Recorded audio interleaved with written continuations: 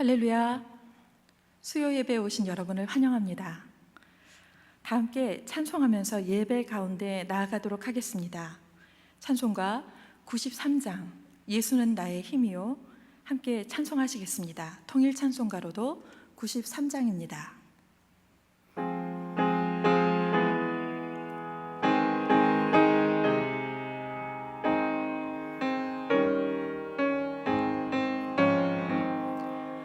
예수는 나의 힘이요 내 생명 되시니 구주 예수 따라 살면 죄 중에 빠지리. 눈물이 앞을 가리고 내 맘에 근심 쌓일 때 위로하고 힘 주실 주 예수. 예수는 나의 힘이요 내 친구 되시니 그 은혜를 간구하면 풍성히 받으리. 햇빛과 비를 주시니 주수할 곡식만 도다. 귀한 열매 주시는 주 예수. 예수는 나의 힘이요 내 기쁨 되시니 그 명령을 준행하여 늘 충성하겠네. 주야로 보고하시며 바른 길 가게 하시니 의지하고 따라가리. 주 예수. 예수는 나의 힘이요 내 소망 되시니 이 세상을 떠나갈 때 곧 영생 얻으리. 한없는 복을 주시고 영원한 기쁨 주시니 나의 생명 나의 기쁨 주 예수. 아멘. 네, 찬송 한 곡 더 함께 부르시겠습니다. 찬송가 490장 주여 지난밤 내 꿈에 함께 찬양하시겠습니다. 찬송가 490장 주여 지난밤 내 꿈에 통일 찬송가로 542장입니다.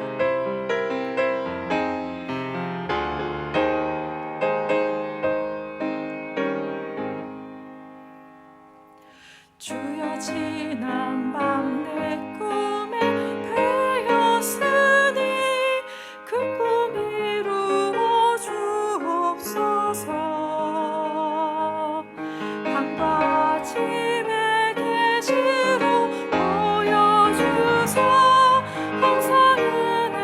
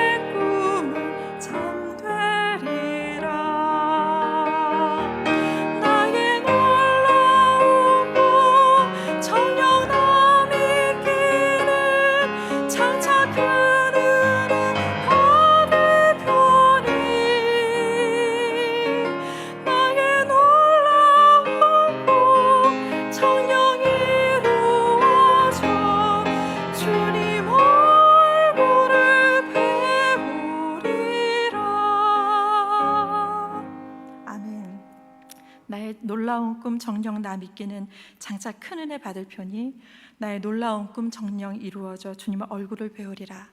저희 다시 한번 2절과 3절을 다시 한번 가사를 묵상하시면서 부르시도록 하겠습니다.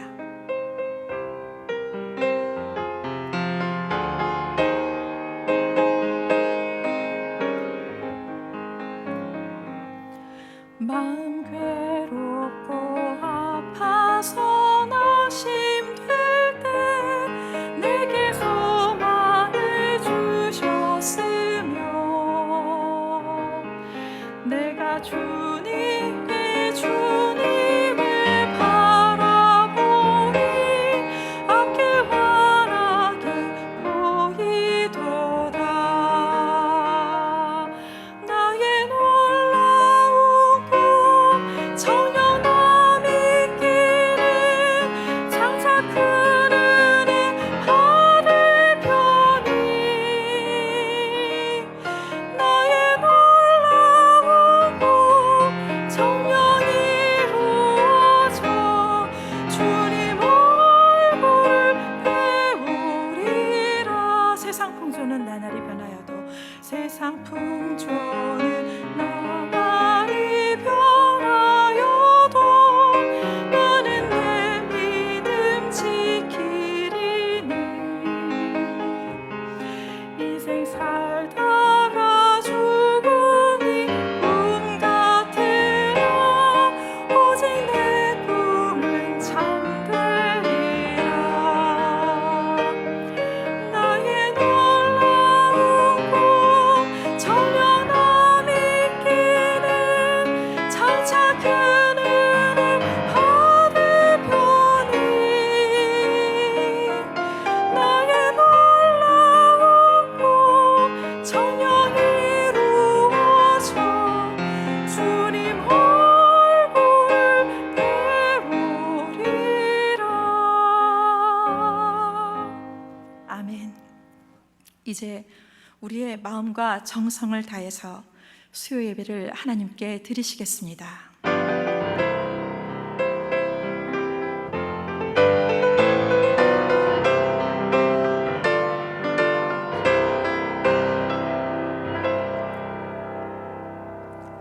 역사의 주관자 되시는 하나님, 역사의 경랑 가운데서도 선한 목자와 같이 우리를 살리시고 보호하시고 인도하시는 하나님, 오늘도 그 은혜에 감사하여 예배의 자리에 나왔습니다. 모든 감사와 찬송과 영광을 주께서 받으시옵소서. 또한 그 큰 은혜 가운데서도 자주 흔들리며 불안과 낙심에 빠지는 저희를 주님께 의탁하고자 말씀의 자리에 나왔습니다. 연약한 저희를 다시금 주님의 말씀에 매어 강건하고 담대하게 하여 주옵소서.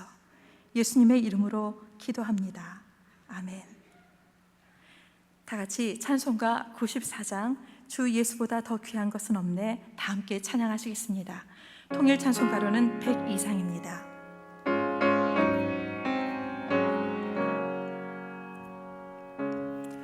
주 예수보다 더 귀한 것은 없네 이 세상 무기와 바꿀 수 없네 영축 은혜 대신 돌아가신 그 놀라운 사랑 잊지 못해 세상 즐거운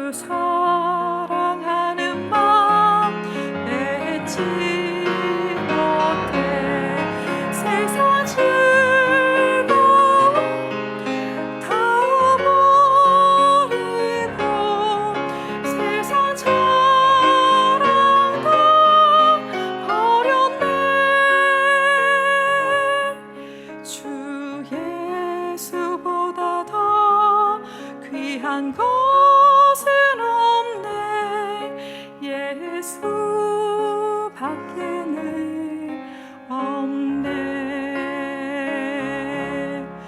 주 예수보다 더 귀한 것은 없네. 이 세상 행복과 헛보일 수 없네. 유혹과 핍박이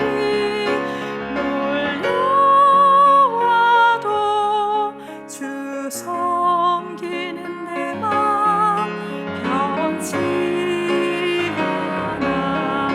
세상 주고 다 버리고 세상 저랑 다 버렸네. 주 예수보다 더 귀한 것은 없네. 예수 밖에는 없네. 아멘. 함께 기도하시겠습니다. 하나님 감사합니다. 이번 주부터 코비드19로 인한 사회적 거리두기가 1단계로 완화되었습니다.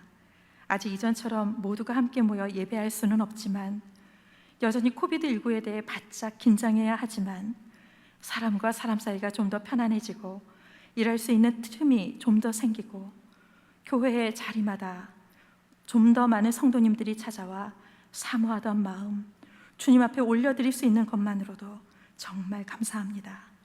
그러나 주님, 오늘도 코비드19로 인하여서 고통받고 있는 많은 사람들이 있습니다. 그나마 방역이 잘 되고 있는 대한민국의 안온한 상황에서 평안하다 하기에는 세계 각국의 너무나 많은 사람들이 생명을 잃고 건강을 잃고 가족을 잃고 일터를 잃고 일상을 잃은 고통이 큽니다. 은혜를 베풀어 주옵소서. 바이러스의 힘이 약화되게 하여 주옵소서. 강력한 치료제와 안전한 백신이 만들어질 수 있도록 이 일에 종사하는 모든 이들을 오늘도 굳세게 붙들어 주옵소서. 또한 우리 모든 사람들이 지구에 해악을 끼치던 모든 일들과 삶의 방식을 깨닫고 그 길로부터 돌아설 수 있도록 우리를 도와주시옵소서. 오늘도 이 나라와 이 민족을 위해서 기도하오니 남북이 공존과 상생화과 평화의 길을 모색하여 통일의 길로 나아가게 하여 주시고 이 일에 대하여 하나님께서 한국교회에 사명을 주셨사오니 끊임없이 기도하는 가운데 평화 통일의 길을 열어가게 하여 주옵소서. 이 일을 위하여 한국교회가 먼저 만모니즘과 기복신앙의 허물로부터 벗어나 예수 그리스도께서 우리에게 말씀하신 바 교회의 본질적인 모습을 회복하고 사명에 충실할 수 있도록 우리를 도와주시옵소서. 이 일에 우리 주한교회가 빛과 소금의 역할을 감당할 수 있게 중심을 붙들어 주시고 힘을 더하여 주시옵소서. 주님, 오늘 말씀을 전하시는 홍승표 전도사님과 우리 모든 성도님들을 위해 기도합니다.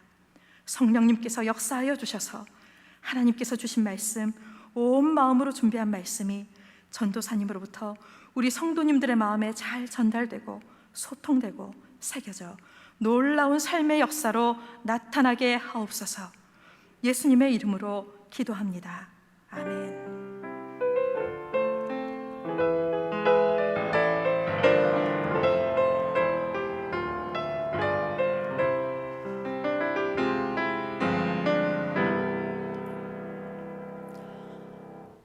오늘 우리에게 주시는 하나님의 말씀은 마태복음 26장 36절에서 46절까지에 있는 말씀입니다. 제가 가진 성경으로는 신약 성경 46쪽에서 시작합니다. 이제 하나님의 말씀을 봉독하겠습니다. 이 말씀을 봉독할 때에 살아계신 하나님의 음성을 다 함께 들으실 수 있기를 바랍니다. 하나님의 말씀입니다. 이에 예수께서 제자들과 함께 겟세마네라 하는 곳에 이르러 제자들에게 이르시되 내가 저기 가서 기도할 동안에 너희는 여기 앉아 있으라 하시고 베드로와 세베대의 두 아들을 데리고 가실새 고민하고 슬퍼하사 이에 말씀하시되 내 마음이 매우 고민하여 죽게 되었으니 너희는 여기 머물러 나와 함께 깨어 있으라 하시고 조금 나아가사 얼굴을 땅에 대시고 엎드려 기도하여 이르시되 내 아버지여 만일 할만하시거든 이 잔을 내게서 지나가게 하옵소서. 그러나 나의 원대로 마시옵고 아버지의 원대로 하옵소서 하시고 제자들에게 오사 그 자는 것을 보시고 베드로에게 말씀하시되 너희가 나와 함께 1시간도 이렇게 깨어 있을 수 없더냐. 시험에 들지 않게 깨어 기도하라. 마음에는 원이로되 육신이 약하도다 하시고 다시 2번째 나아가 기도하여 이르시되 아버지여 만일 내가 마시지 않고는 이 잔이 내게서 지나갈 수 없거든 아버지의 원대로 되기를 원하나이다 하시고 다시 오사 보신즉 그들이 자니 이는 그들의 눈이 피곤함일러라. 또 그들을 두시고 나아가 3번째 같은 말씀으로 기도하신 후 이에 제자들에게 오사 이르시되 이제는 자고 쉬라. 보라 때가 가까이 왔으니 인자가 죄인의 손에 팔리느니라. 일어나라 함께 가자. 보라 나를 파는 자가 가까이 왔느니라. 아멘.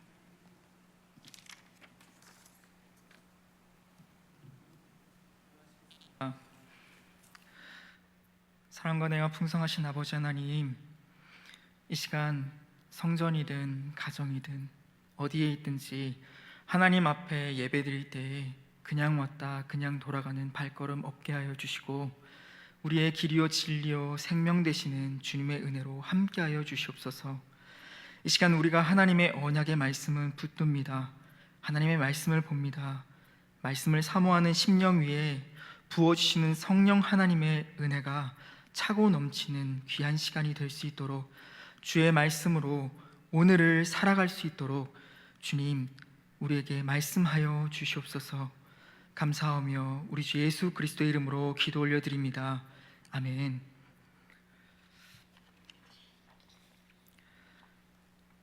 제가 결혼할 때 제 아내가 꼭 받고 싶어 하던 선물이 하나 있었습니다. 그것은 바로 진주 귀걸이였습니다. 그래서 그때 제가 진주를 많이 찾아봤습니다. 진주는 크게 어떤 물에서 생겨났는지에 따라 해수진주와 담수진주 이 2가지로 나누어 볼 수 있더라고요. 해수진주와 담수진주가 가진 그 영롱한 빛이 서로 다르다는 것도 그때 처음 알게 되었습니다. 같은 진주이지만 바닷물의 온도의 차이가 진주의 빛깔에도 차이를 만들더라고요. 그럼 진주의 고유한 빛깔의 차이를 물의 온도가 만들어낸다면 진주는 어떻게 모양을 만들고 형성을 하는 걸까 또 알아봤습니다. 사실 진주는 진주 조개의 상처 때문에 생깁니다. 조개 안에 모래알이나 기생충알 같은 이물질이 조개 껍질 안으로 들어오면 조개는 그것을 감싸기 위해 체액을 분비하는데 그 체액이 쌓이고 쌓여 단단한 껍질을 이루고 진주가 됩니다. 따라서 진주는 진주조개의 상처와 고통의 결정체입니다. 상처의 고통을 영롱한 아름다움으로 승화시킨 결과가 바로 진주입니다. 여러분, 진주조개가 아픔 속에서 진주를 품어낸다면 그리스도인도 그 고통 속에서 그리스도를 품어내는 자, 예수를 찾아내는 자가 그리스도인입니다. 처음부터 이물질이라는 고통의 존재가 찾아오지 않으면 좋겠지만 살다 보면 그런 경우는 잘 없습니다. 인생이라는 길이 그렇지 않습니다. 제 아들 라온이는 보통 어린이집에서 친구들과 재미있게 놀다 오는데요, 제가 종종 일과를 끝내고 또 월요일 같은 날에는 어린이집 끝나는 시간에 제가 픽업을 하러 나갑니다. 하루는 어린이집 선생님과 제 아들 라온이가 문 밖에 나와 있더라고요. 그때 어린이집 선생님과 짧은 대화를 나누었는데요, 선생님이 제 아들 라온이를 정말 예뻐해주고 너무 사랑해주셔서 얼마나 감사한지 모릅니다. 그런데 그날 대화를 나누는데 어린이집 선생님이 저한테 이렇게 말했습니다. 아버님, 전도사님이시라면서요. 제 아들도 지금 그 길을 걸으려고 준비 중입니다.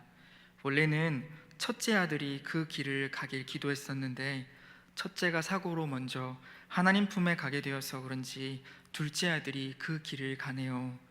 담담하게 감사함으로 그 말을 하시는 선생님의 말에 저는 왜 울컥했는지 모르겠습니다. 알고 보니 선생님은 이전에 중국 온누리교회에서 6년간 간사로 활동하시면서 선교사님을 도우셨더라고요. 그런데 중국에서 6년의 사역을 마치고 한국에 귀국하고 얼마 지나지 않아 재생불량 악성 빈혈이라는 희귀병으로 2달 반 만에 첫째 아들을 잃고 대학생이었던 둘째 아들은 형을 잃은 슬픔에서 헤어나지 못하고 많이 힘들어했다고 하더라고요. 그리고 이렇게 말씀하셨습니다. 그런데 그렇게 슬픔에 잠겨있던 둘째 아들이 다니던 건축학과를 내려놓고 형이 가려고 했던 목회자의 길을 자신이 형 대신 가고 싶다고 하네요 라고 담담하게 말씀하시던 그 선생님의 말이 끝나자 저는 이내 마음이 울컥했었습니다. 시간이 지나고 그때를 떠올리며 그 선생님도 귀하지만 그 둘째 아드님도 참 귀하다는 생각을 했습니다. 왜냐하면 하나님께서 그 선생님도 그 둘째 아들도 고통의 자리에 그냥 두지 않으시고 나아가 그 아드님을 사용하고 계시다는 생각이 들었기 때문입니다. 또 그 둘째 아들이 그저 아픔의 자리에 머무는 것이 아니라 그 고통의 자리, 상처의 자리에서 예수님을 마음에 품었다는 생각이 들었기 때문입니다. 사랑하는 주안의 성도 여러분, 우리의 인생의 여정 속에 누구의 삶이든 고통은 찾아오기 때문에 그것을 어떻게 하느냐, 그것을 어떻게 받아들이고 주님을 품느냐 하는 문제가 중요합니다. 진주조개의 몸에 모래알 같은 이물질이 들어왔을 때 그대로 방치하면 결국 그 이물질로 인해 병들어 죽게 된다고 합니다. 아무리 고통스러워도 체액을 만들어서 이물질을 켜켜이 둘러싸야만 살 수 있다는 것입니다. 우리도 마찬가지입니다. 상처와 아픔, 고통의 자리에서 예수 그리스도를 켜켜이 그 자리를 싸매고 다시금 주님으로 일어서는 것이 중요합니다. 삶의 어려움 속에서, 삶의 다양한 고통의 자리에서, 문제의 자리에서 그리스도를 찾고 그리스도를 품고 그리스도를 바라시길 바랍니다. 삶의 어려움과 고난이 찾아온다고 믿음을 잃는 그리스도인이 아니라 더 그리스도를 내 안에 자리하게 함으로 그 어떤 진주보다 더 영롱한 그리스도인의 참된 빛을 내며 살아가시는 여러분들이 되시길 바랍니다. 오늘 우리가 읽은 본문에도 진주조개처럼 십자가의 고통을 품으신 예수님의 기사가 담겨 있습니다. 오늘 우리 주님도 고통 중에 켜켜이 하나님을 찾으셨습니다. 우리 다시 성경으로 돌아가 36절에서 38절을 보겠습니다. 제가 읽겠습니다. 이에 예수께서 제자들과 함께 겟세마네라 하는 곳에 이르러 제자들에게 이르시되 내가 저기 가서 기도할 동안에 너희는 여기 앉아 있으라 하시고 베드로와 세베대의 두 아들을 데리고 가실새 고민하고 슬퍼하사 이에 말씀하시되 내 마음이 매우 고민하여 죽게 되었으니 너희는 여기 머물러 나와 함께 깨어 있으라 하시고, 예수님은 십자가를 앞두시고 고민하여 죽게 되셨다고 제자들에게 말씀하리만큼 힘들어 하셨습니다. 십자가는 예수님도 할 수만 있으면 피하고 싶으셨던 고난이었습니다. 예수님도 그 십자가의 문제를 놓고 하나님께 할 수만 있거든 이 잔을 피하게 해달라고 3번이나 기도하셨습니다. 그러나 하나님의 뜻은 이 고통의 십자가를 품으라는 것이었습니다. 여기서 우리는 예수님이 지신 십자가가 얼마나 힘들고 고통스러운 일이었는가를 알 수 있습니다. 오죽하셨으면 예수님께서 3번씩이나 하나님께 기도를 하셨겠습니까? 기도하며 흘리신 땀방울이 핏방울같이 되었겠습니까? 그 고민이 얼마나 깊었으면 제자들에게 내가 지금 고민하여 죽게 되었다고 말씀하셨겠습니까? 그래서 예수님의 마음을 생각하면 가슴이 저리고 아프기만 합니다. 왜냐하면 죄는 우리가 지었는데, 죄는 교회가, 아니 내가 지었는데 고난은 죄 없으신 우리 주님이 당하셨기 때문입니다. 그리고 주님은 그러함에도 그 십자가를 결코 포기하지 않으셨기 때문입니다. 여러분들이 다 잘 아시는 것처럼 저는 전도사입니다. 저는 전도사가 된 것이 얼마나 좋은지 모릅니다. 벌써 6년 전인데요, 불 꺼진 예배당에 들어가서 십자가 앞에 혼자 앉아 신대원 합격을 확인하고 그 인도하심에 감사해서 펑펑 울었던 기억이 아직도 생생합니다. 지금도 얼마나 감사한지 모릅니다. 세상의 모든 일이 다 귀하지만 하나님의 말씀을 전하고 목회를 한다는 것이 얼마나 귀한 일입니까? 하지만 단순히 합격이 기뻐서 운 것은 아니었습니다. 저는 저의 지난 시간들의 죄와 허물을 기억합니다. 누가 뭐라 하지 않아도 제 자신이 귀한 목회의 자리를 감당할 수 없는 사람임을 알고 있습니다. 그것은 저보다, 아니 그 누구보다 하나님이 더 잘 아실 것입니다. 그런데 그 귀한 하나님의 일을 감당케 하시니 그 하나님의 은혜에 감사해서 하염없이 울고 또 울었습니다. 저를 어디서 건지셔서 십자가의 보혈의 은혜로 씻으시고 사용하시는지를 제가 알았기에 울었던 것이었습니다. 깊은 고민과 두려움 속에서도 결코 포기하시지 않으셨던 그 예수님의 십자가의 은혜로 저와 여러분이 지금 하나님 앞에서 예배함을 믿습니다. 저와 여러분을 깨끗게 하시기 위하여, 주의 깨끗한 그릇으로 사용하시기 위하여 예수님께서 십자가 지신 것임을 믿습니다. 39절 40절을 다시 읽겠습니다. 조금 나아가사 얼굴을 땅에 대시고 엎드려 기도하여 이르시되 내 아버지여 만일 할만하시거든 이 잔을 내게서 지나가게 하옵소서. 그러나 나의 원대로 마시옵고 아버지의 원대로 하옵소서 하시고 제자들에게 오사 그 자는 것을 보시고 베드로에게 말씀하시되 너희가 나와 함께 한 시간도 이렇게 깨어 있을 수 없더냐. 예수님은 겟세마네 동산에 오르셔서 제자들에게 나를 위하여 깨어 기도해 달라고 부탁하셨습니다. 겟세마네라는 단어는 발로 밟아 짠다라는 히브리 단어 겟과 기름이라는 단어인 쉐멘이 합쳐지고 여기에 장소를 나타내는 전미사가 붙어서 겟세마네, 기름 짜는 장소라는 의미로 만들어진 단어입니다. 그래서 당시에 겟세마네라는 명칭은 올리브 기름을 짜는 장소라면 어디든지 붙여지던 단어였습니다. 예를 들어 어느 동네에서 올리브 기름을 짜는 집이나 장소가 정해져 있다면 그것은 겟세마네, 즉 기름 짜는 곳이었습니다. 하지만 본문에서 이 겟세마네라는 단어는 단순히 기름을 짜는 장소로서의 의미가 아니라 예수님께서 온 힘을 다해 힘써 집중하여 기도하심으로 하나님께 간구하는 기도를 드렸던 동산을 말합니다. 성경을 보면 두 동산의 이야기가 등장합니다. 구약에 에덴 동산이 있다면 신약에는 겟세마네 동산이 있습니다.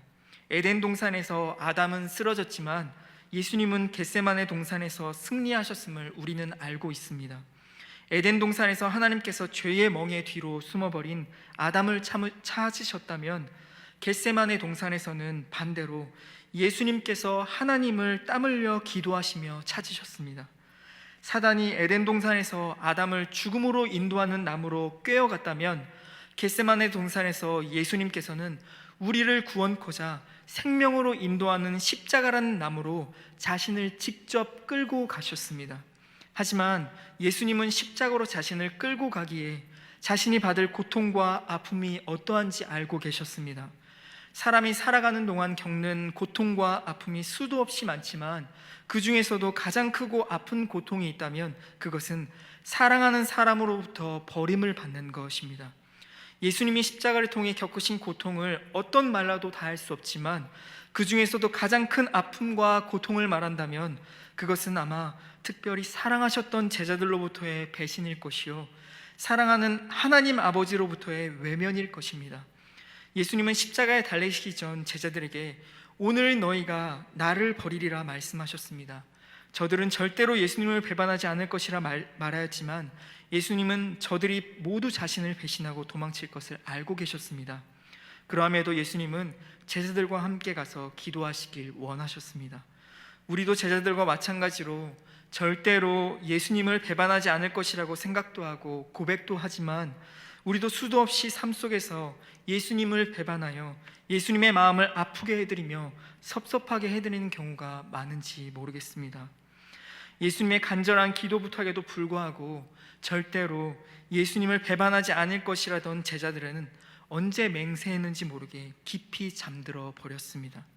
그런 제자들을 깨우시며 예수님은 나와 함께 한 시간도 깨어 있을 수 없더냐 말씀하시며 다시금 기도를 부탁하셨지만 제자들은 예수님을 위해 깨어있지 못하고 또 잠이 들고 맙니다. 저도 나와 함께 한 시간도 깨어있을 수 없더냐라는 말을 들은 적이 있었는데요.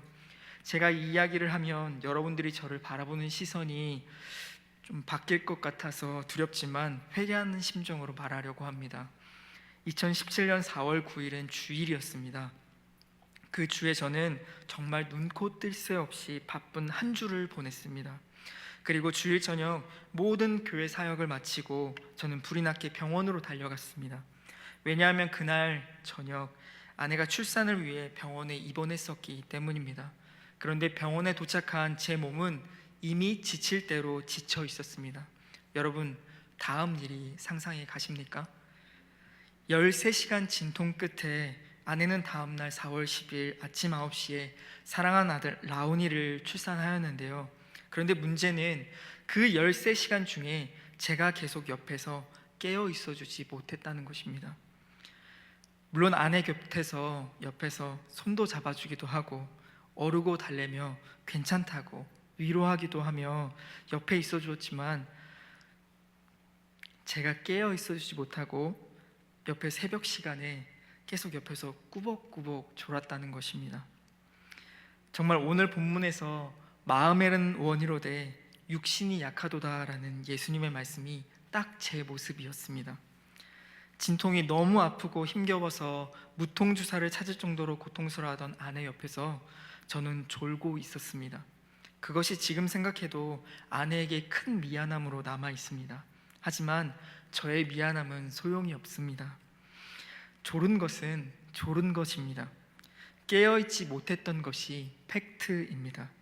그래서 아내는 저에게 평생 뭐라고 할 수 있는 말이 생겼습니다. 다시 말씀으로 돌아가겠습니다. 예수님과 제자들이 함께 배를 타고 바다를 건너가실 때 풍랑이 일어 죽게 된 적이 있었습니다. 딱 지금 제 상황 같은데요. 잘 아시는 것처럼 제자들 중에는 베드로를 비롯해서 어부 출신들이 많이 있습니다. 하지만 풍랑은 그들의 힘으로 도저히 어떻게 할 수 없는 풍랑이었습니다. 그때 예수님은 피곤하여 배 안에서 주무시고 계셨습니다.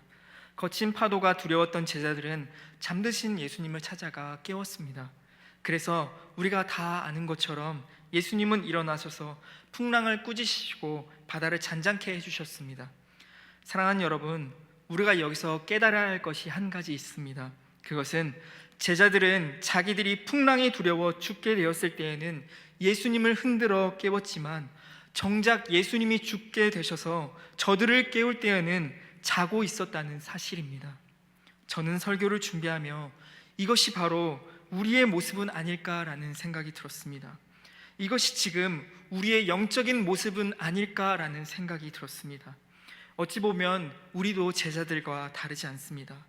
우리도 그렇지 않나요?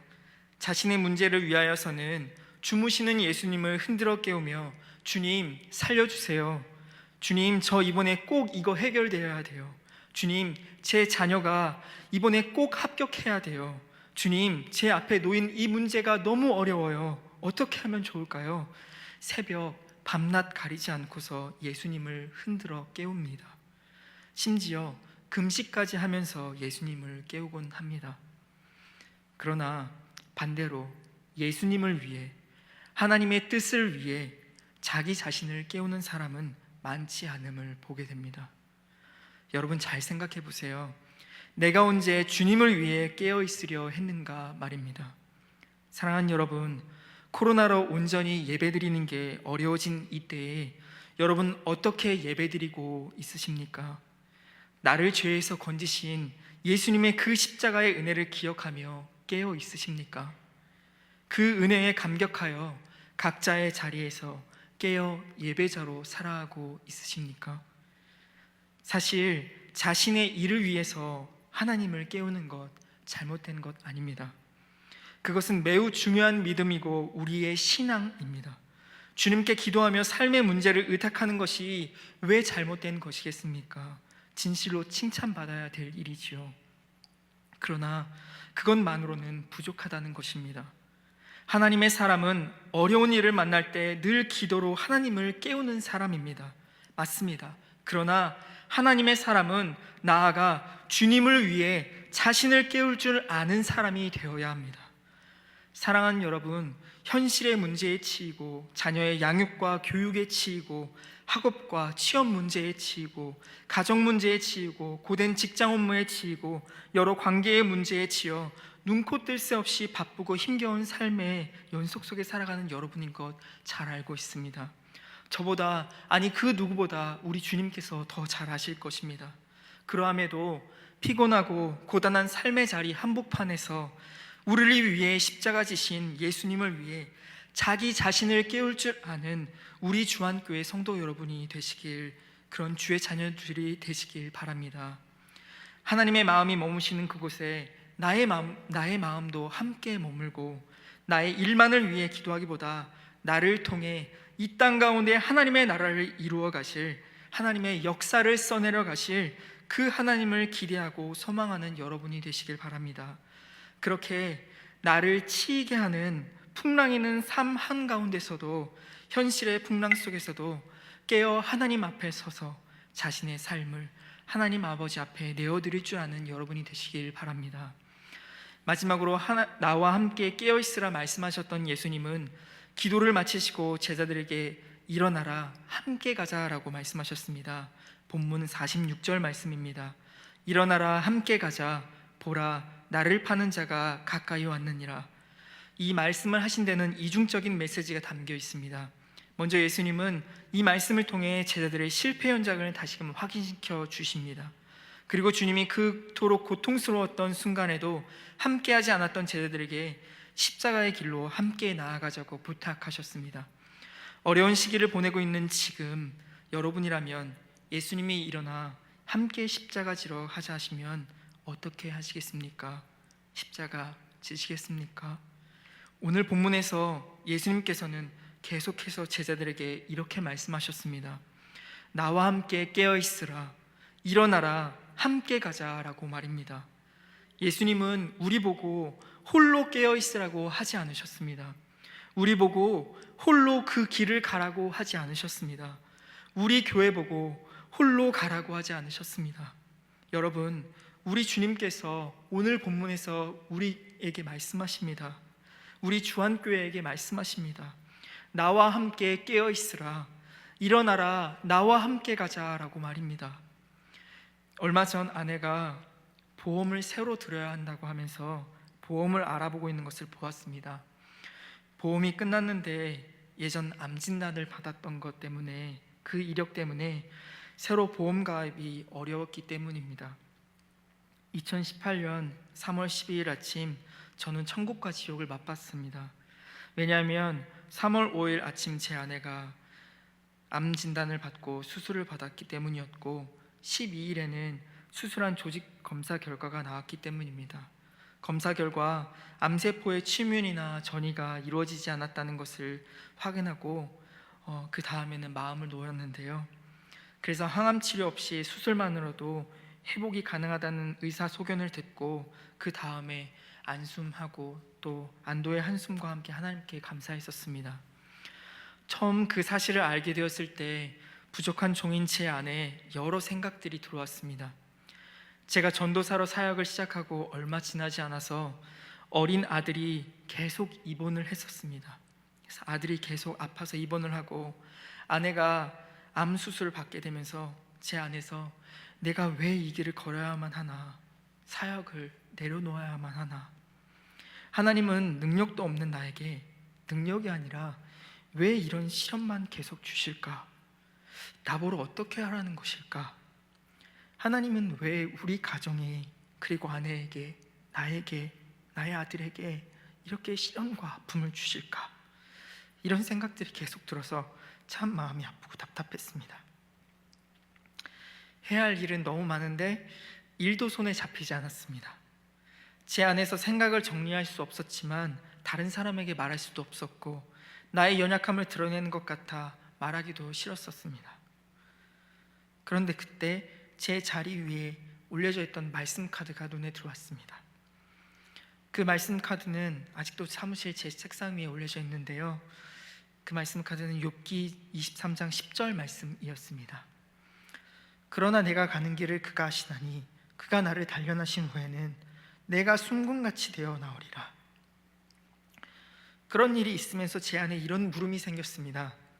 그 물음은, 주님, 저는 순금이 되고 싶다고 한 적이 없었는데 주님, 제가 왜 뜨거운 불에 달궈져야 하며 제가 왜 망치로 두들겨 맞아야 하나요?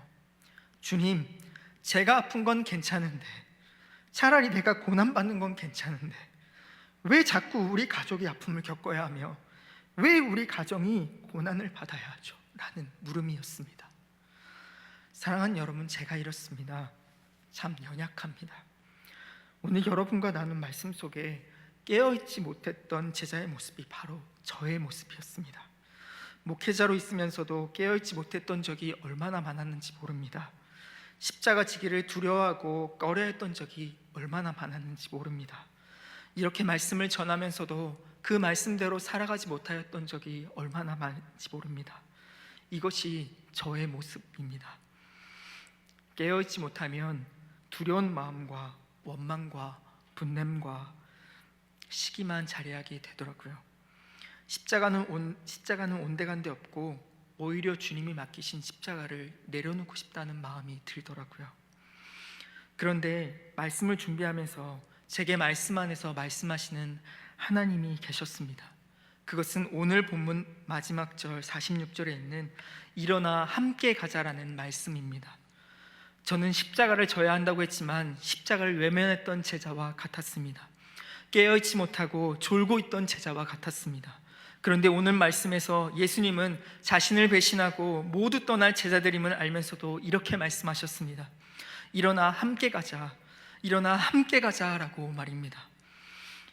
저에게만 말씀하시는 것 아니라고 생각합니다. 여러분에게도 동일한 말씀으로 허락하심을 믿습니다. 비록 지금 나의 모습이 주님 앞에 졸고 있는 제자의 모습일지라도, 온전히 깨어 하나님의 뜻을 구하며 기도하지 못하던 삶과 같을지라도 일어나 함께 가자 말씀하시며 손 내미시는 주님 앞에 이 시간 여러분은 어떻게 반응하시겠습니까? 예수님은 자신을 배신하고 도망간 제자들에게 다시금 찾아가 떡과 물고기로 조반을 차려놓으시고 다시금 베드로에게 부탁하시며 손 내미셨습니다. 내 양을 먹이라고요. 그것이 베드로에게 맡기신 주의 십자가였고 그것이 일어나 함께 가자 하시는 주님의 뜻이었습니다.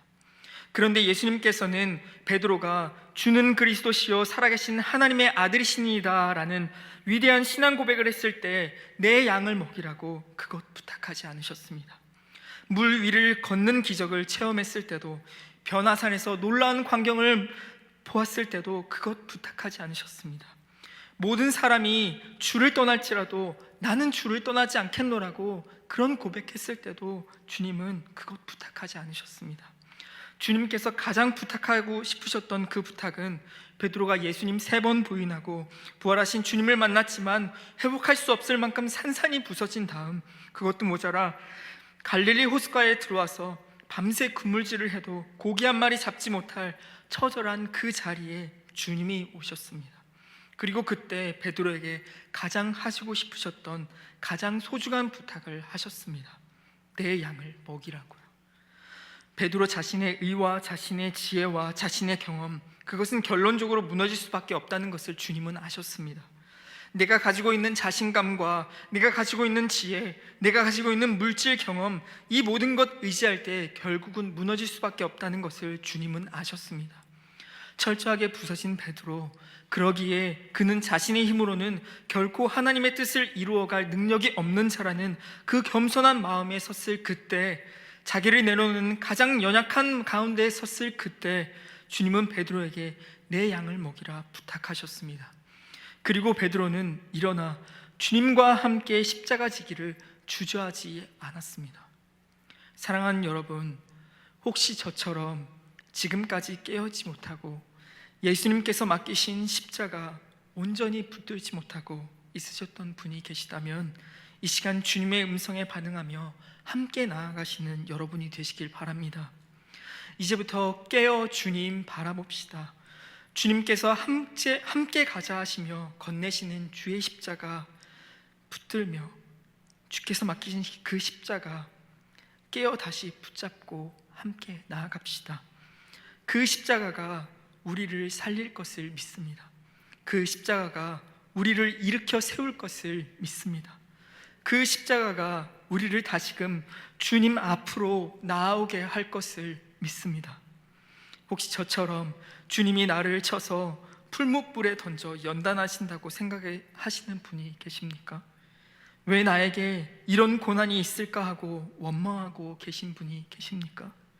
사랑하는 여러분, 하나님이 허락하신 고난은 그저 고난이 아님을 저는 깨닫습니다. 그 고난은 나와 더 가까이 친밀히 함께하고 싶어 하시는 하나님의 마음임을 저는 깨닫습니다. 연단은 나를 정금과 같이 깨끗게 하시고자 하시는 하나님의 마음이며, 이런 부족한 나조차도 사용하고자 하시는 하나님의 의지임을 깨닫습니다. 비록 주님을 부인했던 인생일지라도 찾아와 손 내미시는 주의 음성 앞에 이 시간 반응하며 나아가시는 여러분이 되시길 바랍니다. 나와 함께 깨어있으라 말씀하시는 주님, 일어나 함께 가자 말씀하시는 그 주님의 음성 앞에 믿음의 눈을 들어 그 손을 붙잡고 오늘도 믿음의 한 걸음을, 내일의 삶 속에서도 믿음의 두 걸음을 내디디며 주님과 함께 살아가시는 저와 여러분이 되시길 간절히 소망합니다. 기도하겠습니다. 사랑과 은혜가 풍성하신 아버지 하나님, 이 시간 우리가 깨어 주님을 바라봅니다. 지난 시간 우리의 닫혀있던 눈과 귀를 열어주시고 아버지 하나님 앞에 깨어 이 세상을 믿음으로 사랑하는 우리가 될 수 있도록 함께하여 주시옵소서. 삶의 어려움 속에서, 삶의 다양한 고통의 자리에서, 문제의 자리에서 그리스도를 찾고 그리스도를 품고 그리스도를 바라며 문제 앞에 주저앉기보다 켜켜이 주님으로 우리의 상처를 싸매고 다시금 주님으로 일어설 수 있도록 함께하여 주시고, 다시금 주의 십자가를 소중히 짊어지며 일어나 함께 가자 하시는 주님의 음성 앞에 반응하며 오늘도 내일도 믿음의 걸음을 걸으며 살아가는 우리가 될 수 있도록 인도하여 주시옵소서. 감사하며 우리 주 예수 그리스도의 이름으로 기도 올려 드립니다. 아멘. 이제 찬송가 366장 어두운 내 눈 밝히사 함께 찬양하시겠습니다. 찬송가 366장 통일 찬송가로 485장입니다.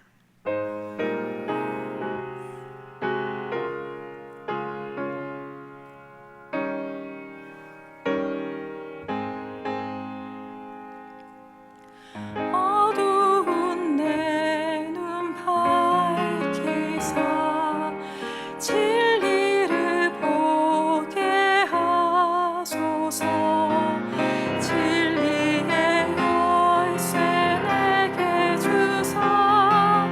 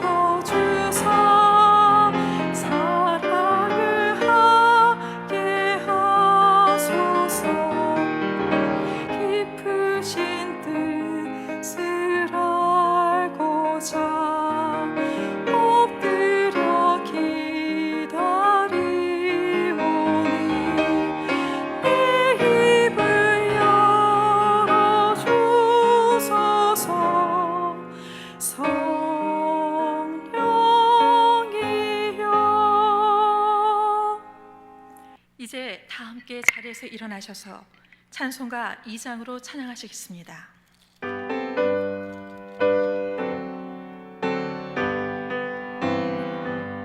찬양 성부 성자 성령 성삼위일체께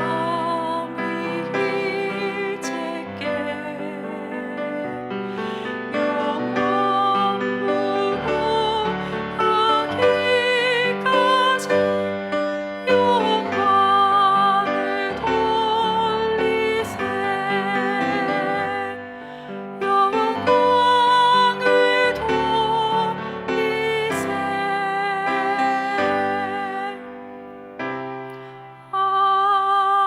아멘. 이제는 우리 주 예수 그리스도의 크신 은혜와 하나님 아버지의 극진하신 사랑과 성령님의 내주 교통하심이 주님께서 깨어 있으라 명하실 때에 깨어 있을 수 있기를 소원하고, 주님께서 함께 가자 하실 때에 그 손을 붙들어 자기 십자가를 지기를 열망하는 모든 성도님들과 그 가정 위에, 그 일터 위에, 그 모든 간구의 제목들 위에 이제로부터 영원토록 함께 하시기를 간절히 축원하옵나이다. 아멘.